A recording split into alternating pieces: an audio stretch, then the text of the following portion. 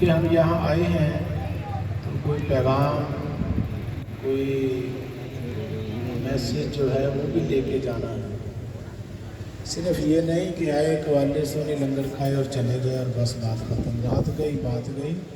چونکہ یہ محفل جو ہے یہ سلسلہ عالیہ ملنگیہ کی ہے، چشتیہ نظامیہ ملنگیہ سلسلہ جو ہے یہ ایک علمی سلسلہ ہے۔ علمی سلسلے کی محفل جہاں بھی پورے صدارت کی طرف سے ضرور دیا جاتا ہے، کیونکہ یہ روایتی پیری مریدی کا سلسلہ ہرگز نہیں ہے۔ سلسلہ ملنگیہ کی تاریخ گزشتہ 100 سال پر محیط ہے۔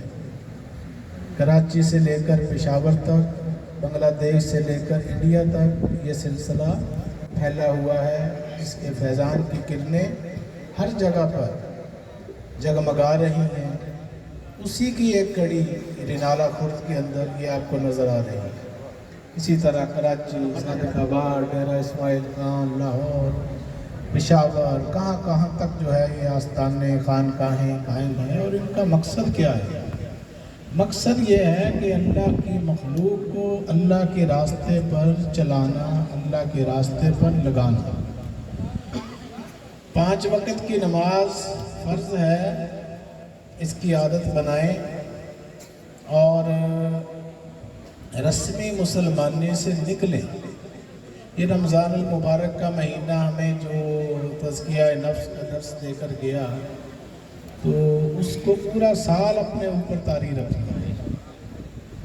جن چیزوں سے ہم رمضان شریف میں رک گئے تھے، تو باقی 11 مہینوں میں بھی وہ جو چیزیں رمضان میں حرام تھیں وہ باقی 11 مہینوں میں بھی حرام ہی ہیں۔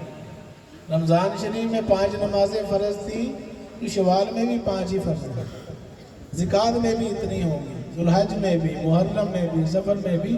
یہ 11 منزلیں ہیں، باقی ابھی ایک منزل گزری ہے جو اللہ تعالیٰ نے اپنے زیر نگرانی 30 دن کا ہمیں کورس کروایا ہے۔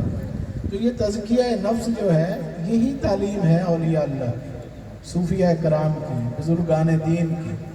یہ جو سلسلے ہیں روحانیت کے، تصوف و طریقت کے، یہ نبی پاک صلی اللہ علیہ وسلم سے چلے آ رہے ہیں۔ گزشتہ 1400 سال کی تاریخ ہے، اور ان تمام سلاسل کا پیغام، تعلیمات وہ ایک ہی ہے کہ اپنے باطن کی اصلاح کرو، اپنے نفس کو سنوارو، اپنے اندر اخلاق محمدیہ پیدا کرو۔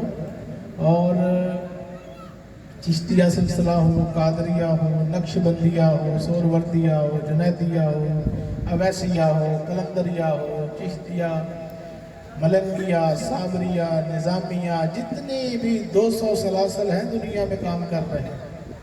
کم و بیش یہ انٹرنیشنل ریسرچ ہے کہ تصوف کے تقریباً 200 سلاسل ہیں، اور ان سب کی تعلیم یہی ہے کہ انسان مجموعہ ہے 2 چیزوں کا، ایک جسم اور ایک روح۔ جسم کے تقاضے ہم پورے کرتے ہیں، کھا لیا، پی لیا، کپڑے پہن لیے، جوتے خرید لیے، موبائل لے لیے، اے سی لگا لیے، گاڑیاں لے لی، یہ ساری جسم کی ضروریات ہیں۔ لیکن جس کے وجہ سے یہ جسم چل پھر رہا ہے وہ کیا ہے؟ وہ اس کی اصل، وہ اندر ہے اس کی روح۔ قرآن پاک میں آتا ہے الروح من امر ربی۔ اے محبوب، یہ لوگ آپ سے سوال کرتے ہیں کہ روح کیا چیز ہے، تو ان کو بتا دیجئے کہ روح میرے رب کا امر ہے، میرے رب کا نور ہے، ہر انسان میں موجود ہے۔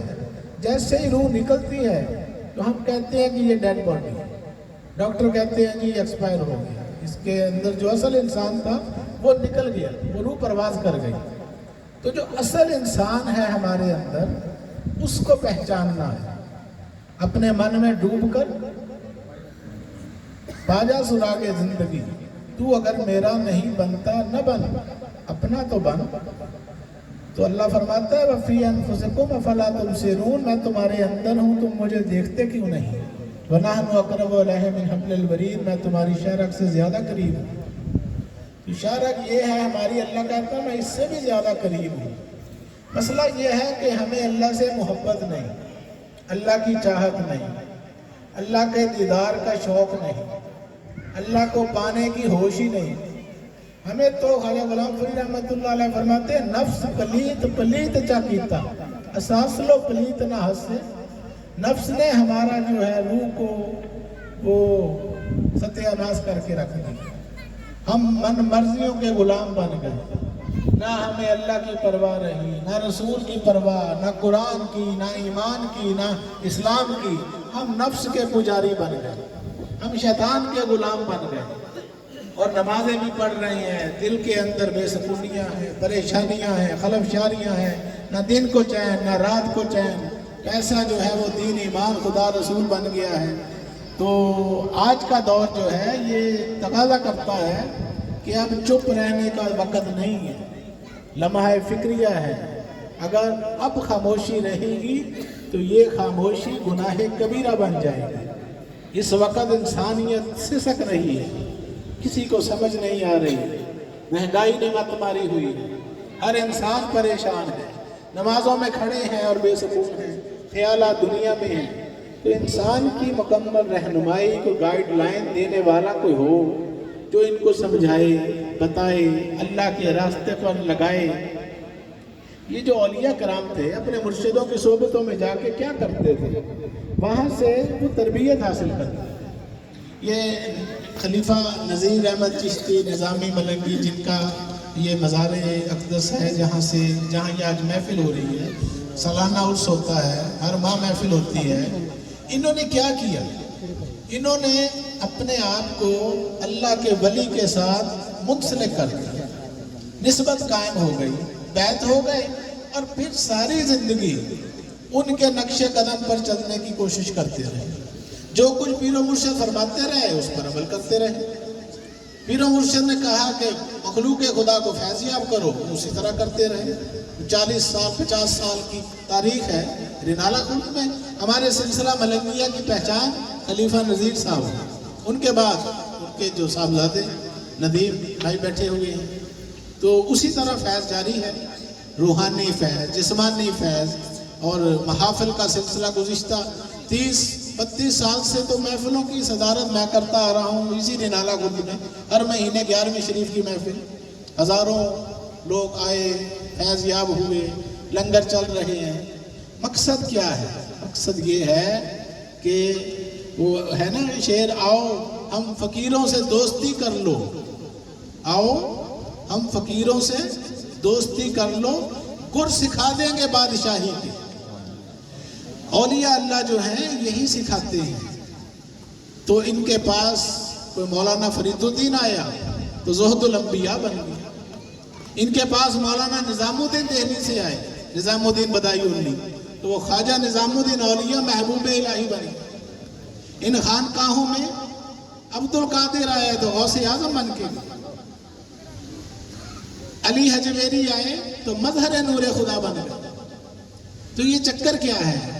تعلیم ایک ہی ہے، نقطہ ایک ہی ہے، گل ایک نقطے وچ مکدی. حضرت بابا بلے شاہ سرکار آل نبی اولاد علی کیا فرما رہے ہیں؟ گل ایک نقطے وچ مکدی ہے، ہر نقطہ چھوڑ حساباں نو بند کر کفر دیاں باتاں نو، گل اسے گھر وچ ٹکدی ہے. گل ایک نقطے وچ کر لے دل دی صفائی، جے دیدار چاہیے. تو جہان تو کی لینا، تینوں یار چاہیے. نہ مسجد دی نہ مندر دی، یہ کھیڑ ہے تیرے اندر دی. کر صحبت مرد کلندر دی، بندے وچ مولا بکھی. یہ ہم نے یہاں قوالی سننی ہے. تو سن کے کیا کرنا ہے؟ کیا اس کو سن کر کل ہم سارے 5 وقت کے نمازی بن جائیں گے؟ اگر تو بن جائیں گے تو پھر تو اچھی بات ہے، سننی چاہیے. اگر صرف گول کو پاڑا ہے تو اس کا مطلب یہ ہوا کہ سماع کا رزلٹ نہیں آئے. سماع کے آداب آپ پڑھیں اولیاء کرام کی کتابوں کے اندر، وہ اتنے سخت قوانین ہیں کہ وہاں بے وضو کوئی نہ ہو. 700 سال کی تاریخ ہے سلسلہ چشتیہ کے جو آداب سماع کے. آج کے دور میں تو کسی کو پتہ ہی کچھ نہیں. قوالی جو ہے وہ تو انجوائمنٹ کا ذریعہ بن گئی، انٹرٹینمنٹ. قوالی نائٹس ہو رہی ہیں، صوفی نائٹس منائی جا رہی ہیں، اور کیا طوفان بدتمیزی. کوئی ادب اداب نہیں، گل گپاڑا، شور شرابہ، پیسے لٹانا، مقصد کچھ بھی نہیں. یونیورسٹیوں میں، کالجوں میں، جگہ جگہ آپ دیکھ رہے ہیں تماشے. یہ ایک انٹرٹینمنٹ کا ذریعہ بن گیا. اولیاء اللہ نے اس کا جو آغاز کیا تھا اس کا مقصد تبلیغ اسلام. یہاں بر صغیر کے اندر رسول پاک تو نہیں آئے تھے، نہ صحابہ آئے ہیں، تو یہاں اسلام کیسے آ گیا؟ تاریخ ہندوستان ہمیں بتاتی ہے کہ اسلام یہاں صوفیاء کی محنتوں سے، کاوشوں سے، محبتوں سے تھا. اس میں سر فہرست جو نام آتا ہے وہ سلطان الہند خواجہ خواجگان حضرت خواجہ معین الدین چشتی اجمیری شہنشاہ غریب نواز ہند الولی مہاراج نائب رسول فی الہند، ان کا نام نامی اس میں گرامی سر فہرست ہے. انہوں نے اپنی محبتوں سے، کاوشوں سے یہ قوالی سماع کا جو طریقہ سلسلہ چشتیہ کا ہے، اس کے ذریعے لاکھوں مسلمان کیے، کروڑوں مسلمان جو آج ہم یہاں بیٹھے ہیں. یہ فیضان اولیاء ہے. یہ جو مسجدوں کے اندر اللہ اکبر اشہد ان لا الہ الا اللہ اشہد ان محمد رسول اللہ حی علی الصلاۃ حی علی الفلاح کی صدائیں آ رہی ہیں، یہ فیضان اولیاء ہے. ورنہ مندروں میں بیٹھے مورتیوں کے سامنے ڈھولکیاں بجا کے بھجن گا رہے ہوتے. یہ جو مسجدیں لاکھوں کروڑوں آباد ہیں، یہ فیضان اولیاء ہے. انہوں نے یہاں آ کر کفرستان کو اسلام کا گہوارہ بنایا. تو اب بلا تاخیر محفل سماع کا آغاز. عقل مندہ را اشارہ کافی ہے، بس عقل مندوں کو اشارہ کافی ہوتا ہے. میں نے مختصراً آپ تک ایک پیغام پہنچایا ہے جو ہماری ڈیوٹی ہے، ہماری ذمہ داری ہے. ہم نے صدارت کرنی ہے، صرف یہ نہیں کہ آئے بیٹھے اور قوالی سنی اور اٹھ کے چلے گئے. باقی پیر ایسے کرتے ہوں گے، لیکن ہمارے ذمہ جو ہمارے اکابرین نے ذمہ داریاں لگائی ہیں وہ یہ ہے کہ اللہ رسول کا پیغام دے کر اٹھنا ہے. ہمارے اندر جو بت پرستیاں ہو رہی ہیں، ان بتوں کو نکالنا ہے. حسد، رسول پاک صلی اللہ علیہ وسلم نے فرمایا ایک آگ ہے جو نیکیوں کو جلا دیتی ہے جیسے آگ سوکھی لکڑیوں کو، تو اس سے بھی نجات حاصل کرنی ہے. وَمِن شَرِّ حَاسِدٍ إِذَا حَسَدَ، اللہ خود ڈسکس کر رہا ہے اس بیماری کو قرآن پاک کے اندر. یہ حسد کی آگ جو ہے یہ نمازوں کا ستیہ ناش کر دیتی ہے، روزوں کا، حجوں کا، عمروں کا، نوافل، ورد، وظیفے، سارا کچھ جو ہے پانی پھر جاتا ہے. تو ٹٹولے اپنے آپ کو کہ ہمارے اندر اسلام داخل ہوا کہ نہیں. ہم صرف نام کے مسلمان تو نہیں، حسد اندر، بغض اندر، منافقت اندر، چغلیاں، غیبتیں، جھوٹ، غصہ، بہتان، الزام تراشیاں، اور تیری میری ذات پات، قوم، قبیلے، برادریاں، پیسہ بھی ایک بت ہے، شہرت بھی ایک بت ہے. یہ سارے بتوں کی پوجا چھوڑیں گے تو اسلام شروع ہوگا. نمازیں پڑھنے کا نام اسلام نہیں ہے. منافقین بڑی پڑھتے تھے نماز رسول پاک کے پیچھے، مگر ان کو نجات نہیں ملی، نہ کامیاب ہوئے. کامیاب وہی ہوئے جو ظاہر و باطن جن کا ایک تھا، اور ان کو ہم کہتے ہیں صحابہ کرام، جو ظاہر میں بھی باعمل تھے اور باطن میں بھی محبت والے تھے. تو بس اپنے آپ کو بدلنا ہے. یہ انسان کا جسم جو ہے نا، ہمارے اندر اللہ نے یہ صلاحیت رکھی ہے. ہم اگر چاہیں، کوشش کریں تو ہم ولی اللہ بن سکتے ہیں. یہ ولی اللہ جو تھے یہ آپ جیسے انسان ہی تھے. 2 ہاتھ، 2 پاؤں، 2 کان، ایک دماغ، یہی آپ کے پاس ہے. فرق کیا ہے؟ فرق صرف یہ ہے انہوں نے مرشدوں سے تربیت حاصل کر لی تھی اور اس پر عمل کیا.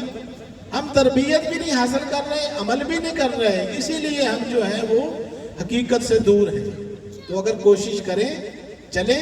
یہ سلسلہ ملنگیا کا علمی نیٹ ورک گزشتہ 32 سال سے تحریر کے ذریعے، تقریر کے ذریعے، نشر و اشاعت کے ذریعے، تصنیف و تالیف کے ذریعے، کتابوں کے ذریعے، خطابات کے ذریعے، انٹرنیٹ کے اوپر آپ جائیں، الملنگیا چینل بنا ہوا ہے، سرچ کریں، وہاں آپ کو سینکڑوں ہزاروں چیزیں ملیں گی، خطابات ملیں گے، اسپیچز ملیں گی. اس کو خود بھی دیکھیں، سنیں، سمجھیں، آگے بھی شیئر کریں. سوشل میڈیا کا دور ہے، تو اس دور میں یہ جو ذریعہ ہے یہ بھی ایک اللہ کی نعمت ہے. تو اپنے دماغوں کو زیادہ کھپایا نہ کریں کہ یہ نہ ہو کہ یہ ساری قوم ذہنی مریض ہی بن جائے اور پھر ہم ڈاکٹروں کے پاس بھاگے پھریں. 24 گھنٹے موبائلوں کے علاوہ کام ہی کوئی نہیں رہ گیا. یہ آنکھوں کا ستیہ ناش کرنا چھوڑ دیں، دماغ کا استعمال کم کریں. اللہ کے نماز کے اوپر 10 منٹ نہیں لگاتے اور موبائل کے اوپر 6 گھنٹے لگا دیتے ہیں. یہ کیا ہے؟ یہ ہے جہالت. یہ کیا ہے؟ اللہ سے دوری، بغاوت. تو اللہ پھر ایسی قوموں کو معاف نہیں کیا کرتا. اللہ تعالیٰ ہم سب کو عمل کی توفیق عطا فرمائے. آپ نے میری باتوں کو سنا، بہت بہت شکریہ. السلام علیکم.